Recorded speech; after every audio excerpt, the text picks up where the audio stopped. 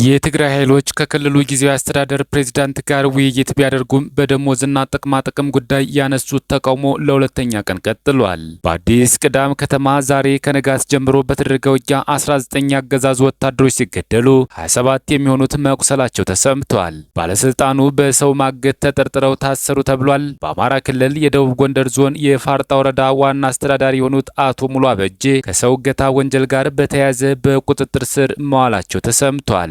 የአማራ ብሔራዊ ኃይል አፍባ ምስራቅ አማራ ቀጠና ሚኒሊክ ዕዝ ንጉስ ሚካኤል አሊ ኮር በዘመቻ ኮማንዶ ደምሰው ከተማው ከፍተኛ የጦር ሜዳ ድል አስመዝግበዋል። ያገዛዙ ካምፕ በብርሃን ፍጥነት እየተናደ ነው። የአርበኛ ዘመነ ካሴን ጥሪ የተቀበሉ 11 ወንድሞቻችን ብርጌዳችን ተቀላቅለዋል ብለዋል። መቀሌ አሁን ከ100 በላይ ታጣቂዎችና አመራሮች እንዲታሰሩ ትዕዛዝ ተላልፏል። እስከ መጨረሻው ድረስ አብራችሁ ስትቆዩ እነዚህና ሌሎች ያልተሰሙ መረጃዎችን በዝርዝር እናስደምጣቸዋለን። የሚዲያችን ተደራሽነት እንዲበዛ ቪዲዮ ላይክ፣ ቻናሉ ሰብስክራይብ እና ሼር እንዲሁም ኮሜንት መስጫ ሳጥን ድል ለአማራ ፋኖ የሚል አስተያየት እያስቀመጣችሁ አብራችን ሆኖ እነሆ ወደ መረጃችን ገባን። የትግራይ ኃይሎች ከክልሉ ጊዜያዊ አስተዳደር ፕሬዝዳንት ጋር ውይይት ቢያደርጉም በደሞዝና ጥቅማ ጥቅም ጉዳይ ያነሱት ተቃውሞ ለሁለተኛ ቀን ቀጥሏል። የተሻለ ደሞዝና ጥቅማ ጥቅም የጠየቁ የትግራይ ኃይሎች ከክልሉ ጊዜያዊ አስተዳደር ፕሬዝዳንት ሌተናል ጀነራል ታደሰ ወረደ ጋር ትናንት ማምሻውን ውይይት ቢያደርጉም ተቃውሟቸው ለሁለተኛ ቀን በተለያዩ የክልሉ አካባቢዎች መቀጠሉ ተነግሯል።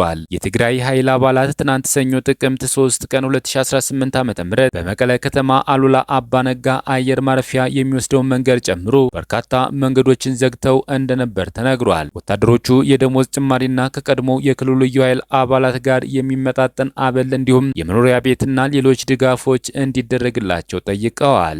አዲስ ስታንዳርድ የተቃውሞ ሰልፍ ዛሬ ማክሰኞ ዕለት ቀጥሎ እንደዋለ እና ተጨማሪ መንገዶችም መዘጋታቸውን ተመልክቷል። አብነትም የትግራይ ኃይል አባላት ከመቀለ በስተ ሰሜን ምስራቅ 35 ኪሎ ሜትር ርቀት ላይ በምትገኘው አጉላ የክልሉን ዋና ከተማ ከውቅሮ ከአዲግራትና ከሌሎች ሰሜናዊ ከተሞች ጋር የሚገናኘውን ዋና መንገድ በመዝጋት በአካባቢው ያለውን የትራንስፖርት እንቅስቃሴ አግደዋል። አንድ የጊዜያዊ አስተዳደሩ ፕሬዝዳንት ጽህፈት ቤት ምንጭ ለአዲስ ስታንዳርድ እንዳረጋገጠው ሌተናል ጀነራል ታደሰ ወረደ ውጥረቱን ለማርገብ በማሰብ በመቀለ ከተማ ተቃዋሚዎቹን አነጋግረው ነበር። ይሁን እንጂ የተቃውሞ ሰልፎች በዛሬው ዕለትም ቀጥለው ውለዋል። በሌላ መረጃ ባለስልጣኑ በሰው ማገት ተጠርጥረው ታሰሩ ተብሏል። በአማራ ክልል የደቡብ ጎንደር ዞን የፋርጣ ወረዳ ዋና አስተዳዳሪ የሆኑት አቶ ሙሉ አበጄ ከሰው እገታ ወንጀል ጋር በተያያዘ በቁጥጥር ስር መዋላቸው ተሰምቷል። የአስተዳዳሪው በቁጥጥር ስር መዋል በአካባቢው ከተፈጸሙ የእገታ ወንጀሎች ጋር እጃቸው እንዳለበት በመጠርጠሩ መሆኑን የመጀመሪያ መረጃዎች ያመላክታሉ። ስለ ጉዳዩ ዝርዝር ሁኔታና ስለተፈጸመው የእገታ ወንጀል አይነት እስካሁን በይፋ የተገለጸ ነገር የለም። የአንድ ወረዳ ዋና አስተዳዳሪ በእንደዚህ አይነት ከባድ ወንጀል መጠርጠራቸው በአካባቢው የጸጥታና የመልካም አስተዳደር ሁኔታ ላይ ከፍተኛ ጥያቄዎችን የሚያስነሳ ሲሆን በማህበረሰቡ ዘንድም መነጋገሪያ ሆኗል። የሰው እገታ ወንጀል በተለያዩ የሀገሪቱ ክፍሎች ከቅርብ ጊዜ ወዲህ እየተበራከተ የመጣ የጸጥታ ችግር መሆኑ ይታወሳል። ይህ ክስተት የመንግስት ባለስልጣናት በህግ ተጠያቂነት ዙሪያ መንግስት እየወሰደ ያለውን እርምጃ አካል ሊሆን እንደሚችል ግምቶች እየተሰጡ ነው። የጸጥታ አካላት በጉዳዩ ላይ ምርመራ እያደረጉ መሆኑን የሚጠበቅ ሲሆን ምርመራው በኋላ ዝርዝር መረጃዎች ለህዝብ ይፋ ያደርጋሉ ተብሎ ይጠበቃል ሲል ዘሀበሻ ዘግቧል። በአዲስ ቅዳም ከተማ ዛሬ ከንጋት ጀምሮ በተደረገ ውጊያ 19 ያገዛዙ ወታደሮች ሲገደሉ 27 የሚሆኑት መቁሰላቸው ተሰምቷል። በአፍባ ምዕራብ አማራ ቀጠና አጼ ቴዎድሮስ ዕዝ ጎጃም አገው ምድር ክፍለ ጦር ስር የሚገኙት 10 አለቃ ኤፍሬም አጥናፍ ብርጌድ አባላት ዛሬ ጥቅምት 4 2018 ዓ.ም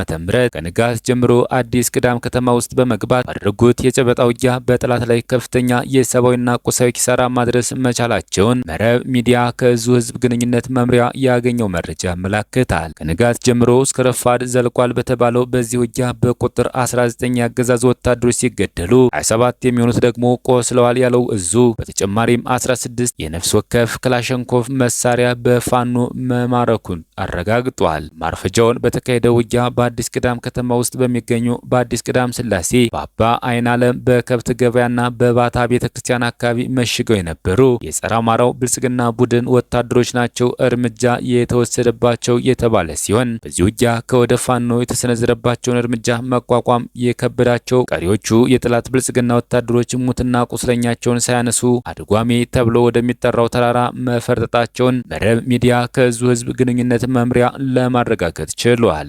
የአማራ ብሔራዊ ኃይል አፍባ ምስራቅ አማራ ቀጠና ሚኒሊክ ዕዝ ንጉስ ሚካኤል አሌኮር በዘመቻ ኮማንዶ ደምሰው ከተማው ከፍተኛ የጦር ሜዳ ድል አስመዝግበዋል። በምዕራብ ወሎ ግንባር መሃል ሳይንት ወረዳ ውስጥ ከትናንት ማለትም መስከረም 1 ቀን 2018 ዓ.ም ጀምሮ ከዛሬ እኩለ ቀን ድረስ በተደረገው ትንቅንቅ የንጉስ ሚካኤል አሌኮር ሰራዊት የመሃል ሳይንት ወረዳ መቀመጫ የሆነችው ደንሳ ከተማ ውስጥ መግባቱ ተረጋግጧል። ከኮሩ ሰራዊት መካከል የአማራ ሳይንት መቅደላ ክፍለ ጦር፣ የመብረቅ ክፍለ ጦርና የኢንጂነር ደሳለኝ አሰፋ ክፍለ ጦር የተወሰኑ አህዶች ተወጣተው በሰሩት ኦፕሬሽን እስካሁን በደረሰ መረጃ መሰረት ከ30 በላይ ጠላት የተደመሰሰ ሲሆን አንድ የአድማ ብተና ሻለቃ መሪና አንድ ሻምበል መሪ እንዲሁም 3 የወረዳ አመራሮችም አብረው እስከ ወዲያኛው ተሸኝተዋል። የተደመሰሰው ጠላት ቁጥር ሊጨምር እንደሚችልም ይገመታል። በኦፕሬሽኑ 11 የጠላት ምርኮኛ እንደተያዘም ነው ለመረጋገጥ የተቻለው። በሚኒሊክ ዕዝ ምክትል ዘመቻ መሪ ኮሎኔል ፈንታው መኩዬ፣ በዙ ምክትል ወታደር አዛዥ ሻለቃ ሀብታሙ ደምሴና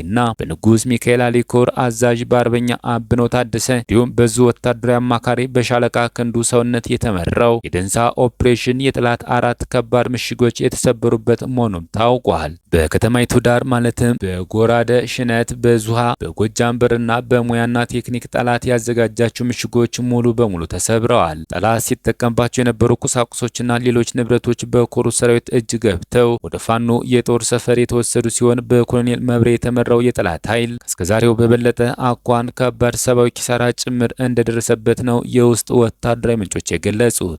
የአገዛዙ ካምፕ በብርሃን ፍጥነት እየተራንደ ነው ተባለ። የአርበኛ ዘመነ ካሴን ጥሪ የተቀበሉ 11 ወንድሞቻችን ብርጌዳችንን ተቀላቅለዋል ብለዋል። ከዚህ ቀደም በድርጅታችን መሪ አርበኛ ዘመነ ካሴ የተላለፈው የምህረት ጥሪ በመቀበልና ብርጌዳችን የአፍባ ምዕራብ አማራ ቀጠና ቴዎድሮስ ዕዝ 3ኛ ጎጃም አገው ምድር የ10 አለቃ ኤፍሬም አጥናፍ ብርጌድ መስከረም 23 2018 ዓ.ም አዲስ ቅዳም ከተማ ከተደረገው ዘመቻ 50 አለቃ አይሸሽም ተክሌ ኦፕሬሽን በኋላ ያስተላልፈውን ፋኖን ተቀላቅላችሁ ህይወታችሁን አትርፉ አዋጅ በማክበር ስማቸው ለጊዜው እንዲጠቀስ ያልፈለጉ 3 የወጡ ወንድሞቻችን ጨምሮ አንደኛ 50 አለቃ ምረት አደራ ከአድማ ብተና፣ ሁለተኛ ሀፍታሙ ተገኘ ከሰላም አስከባሪ፣ ሶስተኛ ያዛቸው ካሳውን ከሰላም አስከባሪ፣ አራተኛ ፈተነ አስማረ ከሰላም አስከባሪ፣ አምስተኛ በላይነህ ገረም ከሰላም አስከባሪ፣ ፍቅረ ማርያም ምትኩ ከሰላም አስከባሪ፣ ስዩም አበጋዝ መከላከያ፣ ተስፋዬ ተክሌ መከላከያ በድምሩ 11 ወንድሞቻችን መስከረም 26 2018 ዓ.ም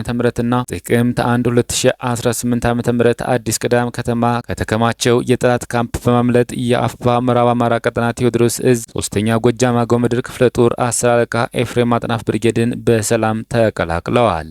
መቀሌ አሁን ከ100 በላይ ታጣቂዎችና አመራሮች እንዲታሰሩ ትዕዛዝ ተላልፏል። የህወሓት ከፍተኛ የፖለቲካና ወታደራዊ አመራሮች ሌሊቱን ባልታወቀ ግለሰብ ቤት የክልሉ የሰላምና ጸጥታ ኃላፊ ፍስሐ በየነ ቤት እንደሚሆን ይገመታል ባደረጉት አስቸኳይ ስብሰባ በትናንቱ የመቀሌና በቅዳሜው የአዲ ጉደም ተቃውሞን ያስተባበሩ ያሏቸውን የታጣቂ ቡድን አመራሮችና አባላት እንዲታሰሩ አስቸኳይ መመሪያ ማስተላለፋቸው ታውቋል። አመራሮቹ በተለይ ከአርሚ 22 እና ከአርሚ 44 በድምሩ 100 በላይ የሚሆኑ በጉዳዩ እጃቸው አለባቸው ያሏቸው የታጣቂ አመራሮችና አባላት በአስቸኳይ በቁጥጥር ስር እንዲውሉ ትዕዛዝ ያስተላለፉ ቢሆንም አፈጻጸሙን በተመለከተ ተጨማሪ ተቃውሞ እንዳይፈጠር በሚል ከፍተኛ ስጋት እንዳደረባቸው ታውቋል። በቁጥጥር ስር እንዲውሉ ስም ዝርዝራቸው ከተያዘ አካላት መካከል በሁለቱ አርሚዎች ውስጥ ተቃውሞውን አነሳስተዋል በሚል የተጠረጠሩ የኮርና የክፍለ ጦሩ አመራሮች ጭምር እንደሚገኙበት ከታማኝ ምንጮች አረጋግጠናል። ክቡራትና ክቡራን የቻናላችን ቤተሰቦች ለሰዓቱ ያዘጋጀናቸው